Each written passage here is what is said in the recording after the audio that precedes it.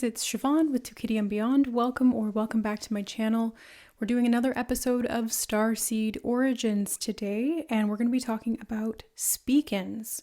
So Spicans are a fairly rare soul group, and because of that, I've only worked with, I think, 2 or 3 clients over the years who have been of Spican origin. Now, the way that I determine this is using the soul realignment modality, which is a type of Akashic reading created by Andrea Hess. And what it does is we're looking at the soul blueprint. So one of the main parts of these readings is looking at the soul group of origin. This is essentially the same thing as Starseed origins. So soul groups of origins are where souls incarnated for the first time. And Spican souls are souls that incarnated on the planet Spica for the first time in their incarnational experiences. So Spicans themselves are fairly rare because the planet itself was so big and not very densely populated. So if we look at it in comparison to Earth, it's medium-sized and has a lot of different people here. We've plants and animals and other things. So there's a lot of crowdedness here on Earth, even though it is a fairly big planet. On Spica, the planet is massive and the beings there are also very, very large. So that was something that I saw working with Spican souls in one-on-one readings. I was shown these soul experiences that they had there were in bodies that were very, very large. So to us, they would look like giants about 20 to 30 feet tall. To them, that was normal size because the planet was quite large, the foliage was also very large, and they needed a lot of space to roam free. So what I saw was that Spicans tend to be fairly, I wouldn't say loners, but the Spicans on the planet Spica were so far apart from all of the other Spicans on the planet that it looked to me like they didn't really have like large villages or cities or places where they would come together. They preferred to just wander in the wild and then eventually come together with a mate to reproduce and then go back on their way. But a lot of the time they would spend most of their time alone, if not all of their time alone, which was why the planet is not very densely populated, because they didn't have a lot of reproduction and they need a lot of space to be able to feel at peace. So what I saw from these Spican souls, or these Spican people, beings, was that they really, really enjoy nature. They very much enjoy neutrality. They experience their environment in a very neutral way. They're naturally very peaceful and very sort of reclusive. They have a tendency towards needing lots of time alone and lots of space. And they also might, as incarnated humans, have a need for all of those things as well. I've also seen themes around conservation and other inclinations towards ecology or creating space for nature to thrive.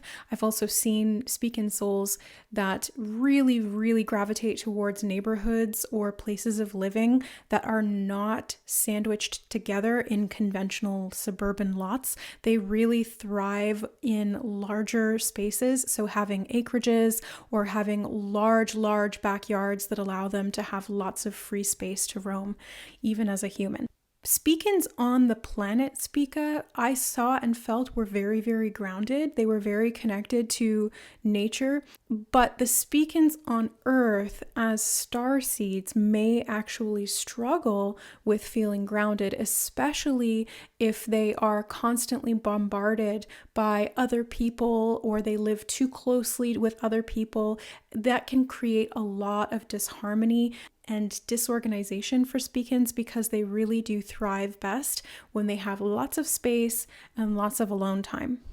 Spicans can also be quite detached. So again, on the planet Spica, these beings were fairly detached. They were content to just enjoy their environment and their own company, and even a little bit getting sort of into the inner realms and almost like that hermit type of energy where they're very introspective and yet they're present and aware of where they are and what they're doing. When it comes to Spican Starseeds who are incarnated now into human bodies, I find a couple of different things. Number one is that they might feel constricted or confined by their own body because it's so much smaller than what they're used to. And the other thing is that they become or can become easily overwhelmed by the emotional body of humans. The Spican beings themselves are very, very neutral. So yes, they can feel and they have emotions, but it's much more detached. It's much more objective of an experience for them being in that type of body and that type of environment and consciousness. Whereas on Earth, humans, we are extremely subjectively emotional, and our emotional body is very much connected to the subconscious mind, which has been programmed with all of these different things and creates emotional reactions based on all of these different things that are going on under the surface that we're not necessarily aware of. So Spicans can have a real hard time when incarnated into a human being because they are so used to being detached from their emotions that being in a physical body that feels emotions so strongly and sometimes seemingly randomly or sporadically and intensely, it can be very challenging for Spicans to feel grounded and to be able to regulate their emotions appropriately. I've seen with the few clients that I've worked with that they do tend to struggle with regulating their emotions and coming back into a state of peace, especially when they're frustrated or their needs are not being met. Usually those needs, again, are for space, autonomy, freedom, independence, alone time, neutrality, peace, calm. And so in a world that's so chaotic and sometimes dysfunctional, it can be very challenging for Spicans to remain grounded and present and connect and feel their emotions, but not become overwhelmed by them.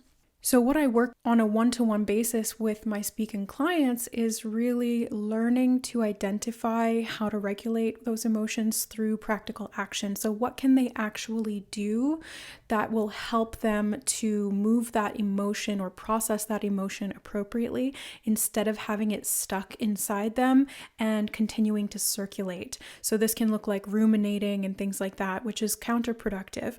A lot of the times grounding is really helpful for Spican Starseeds because they need that connection to nature to be able to release and let go of these emotions. So sometimes I'll recommend that they go out into nature to release emotions or to reconnect to themselves and to feel a sense of peace. Other times they might need a vacation to go somewhere that's a little bit more isolated or that has an emphasis on nature and conservation. Other times it's important for them to take practical action in their mundane lives, which can be very challenging for Spicans as well because they're so used to being detached and objective and just wandering in the wild.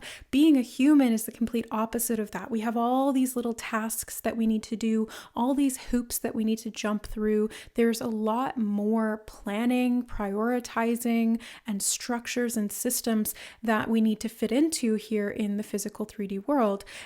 And Spicans can have a hard time with that because they're not used to that level of practicality and implementation and, red tape and things like that. It can be very, very frustrating and disheartening for Spican Starseeds who find themselves needing to do certain tasks or to complete certain things to be able to have things move forward or progress or manifest in the way that they're desiring.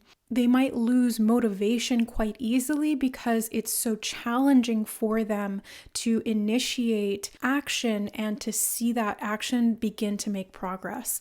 It can feel really overwhelming, and that can lead to procrastination or shutdown. And in those shutdowns, it's very common to see rumination starting to happen, especially if the soul level needs are not being met.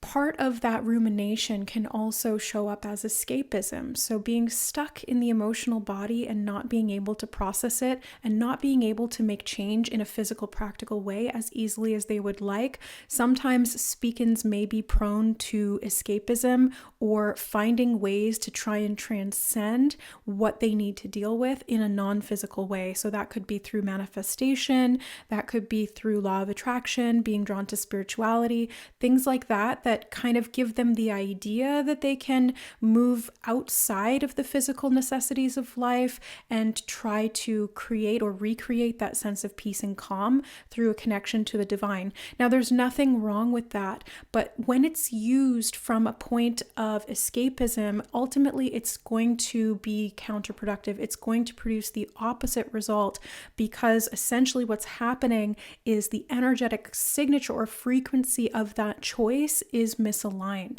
because escapism is disconnection from the self, and it's disconnection from what the self needs to do in this practical human lifetime to be able to operate within the confines and the structures that are within this world.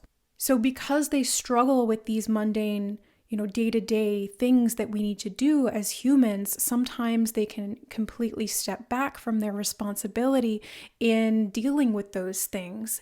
And in extreme cases, this can look like an entire abdication of responsibility, blaming other people for things not working out, blaming the system or the structures that are in place that are making it challenging for them to maneuver or to do or create what they would like to experience.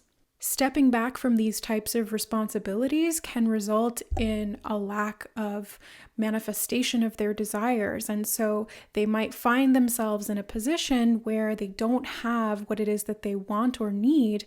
And sometimes they'll even go so far as to rationalize that and explain to themselves that they're okay with that. But really, at a core soul level, they're not. They have these needs and desires that are valid and that need to be met, but they do need to be met through some level of practical action, emotional processing and regulation, and also connection to something that inspires them or brings them a sense of fulfillment. Often that will be space, nature, animals, having room to be able to feel free and to express themselves in that way. Now, not all Spican Starseeds are going to need exactly the same thing. These are generalities based on the Spican beings and those souls incarnating into human bodies. However, when we're looking at the other factors that are involved here, such as soul type and expression, those are going to also influence the individual and their specific needs. So that's why when we do soul realignment work and we do these types of Akashic readings, we're looking at all of the different layers of the soul blueprint, and that gives us a better idea of the unique energy signature of the individual rather than grouping or lumping them into an entire soul group. So if you would like to learn more about soul realignment, I have some affiliate links in the description box below that will take you to some free webinars, workshops, and even the training courses if you're interested in learning to read through the Akashic Records yourself. And if you're looking to find out what your soul type energy expression is, what your soul group of origin is, and any karmic blocks and restrictions that need to be cleared, I highly recommend booking a one-on-one soul realignment reading with me. You can find the link to my services in the description box below at my website, tokittyandbeyond.com. So thank you guys so much for being here. I will continue making these Starseed origin videos as I feel called to, and I hope that they are helpful for you. Sending you so much love. Bye.